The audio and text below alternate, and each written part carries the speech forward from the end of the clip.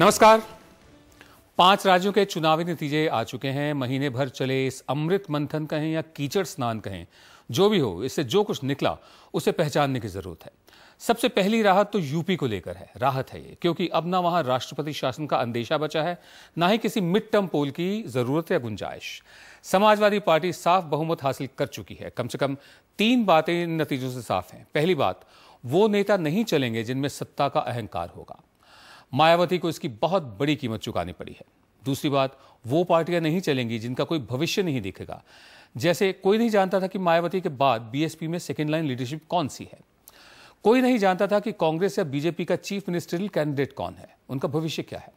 Samajwadi party इसलिए भी चली कि लोगों ने एक नया चेहरा देखा, समाजवादी पार्टी का भविष्य देखा, अखिलेश यादव। और तीसरी बात, दिल्ली की राजनीति लखनऊ में नहीं चलेगी। मतलब ये कि राष्ट्रीय पार्टियों को जनता ने खारिज किया है, अपने इलाके की पार्टियों में भरोसा जताया। ये बात और है कि अपने इलाके की जो पार्टियां होती हैं, जैसे उत्तर प्रदेश में समाजवादी पार्टी है, इतनी बड़ी जीत के बाद अपने कार्यकर्ताओं को काबू में रखे तो बेहतर है, क्योंकि झांसी में उसके कार्यकर्ताओं ने गुंडागर्दी दिखाई है, मीडिया वालों के साथ मारपीट की है, जिनमें एनडीटीवी का रिपोर्टर भी शामिल है।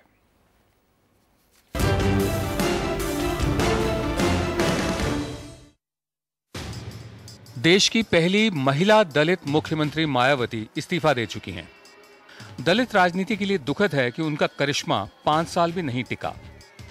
यूपी के चुनावी नतीजों का इशारा साफ है। जनता मगरूर नेताओं को कबूल नहीं करती।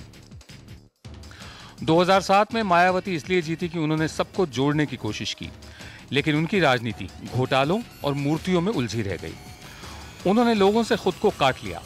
नतीजा ये रहा कि उनकी सीटें आधी से कम हो गईं। 2012 में अखिलेश यादव का करिश्मा यही है। उन्होंने समाजवादी पार्टी का जातिवादी चोला बदला, उसे अपराध और उगाही यानी एक्सटॉर्शन से दूर दिखाने की कोशिश की। उन्होंने यूपी को बदलाव का भरोसा दिलाया। आज जो परिणाम दिखाई दे रहा है, हर समाजवादी पार्टी को जो मतदान मिलता वो दिखाई दिया है, वो हर जात धर्म से ऊपर उठ करके लोगों ने मतदान किया है और समाजवादी पार्टी की नीतियों पे कहीं ना कहीं जनता ने भरोसा किया है। जब सुबह चुनावी नतीजे आ रहे थे तो अचानक बीजेपी बहुत बड़ी होती नजर आई। उत्साही चुनावी पंडित उसकी सरकार बनने तक की बातें करने लगे। हद तो तब हो गई जब लोगों ने इसे नरेंद्र मोदी के बिना बीजेपी के उभार का एक नया फिनोमिनन बता डाला। लेकिन जल्दी ही समझ में आ गया कि बीजेपी के इस गुब्बारे की उड़ान सन 2007 की ऊंचाई भी हासिल नहीं कर पा रही। दरअसल बीजेपी की मुश्किल यही है, जितनी जल्दी उसका जोश बढ़ता है उतनी ही जल्दी वो पस्त भी हो जाती है। एक पार्टी के तौर पर वो अपनी पहचान खो बैठी है। वो आपस में ही लड़ते मरते बासी और मुरझाए हुए चेहरों का परिवार है।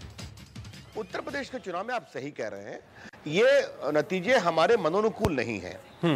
शायद हमको और मेहनत करने की जरूरत थी। जो बीजेपी की मुश्किल है वही यूपी में कांग्रेस की भी मुश्किल है।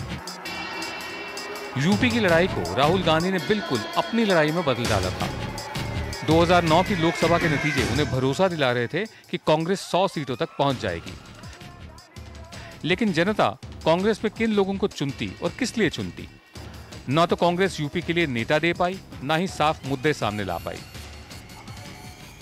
शायद कहीं हमारी भूमिका पे प्रश्न चिन्ह आया हो, हमारी योग्यता पर आया हो।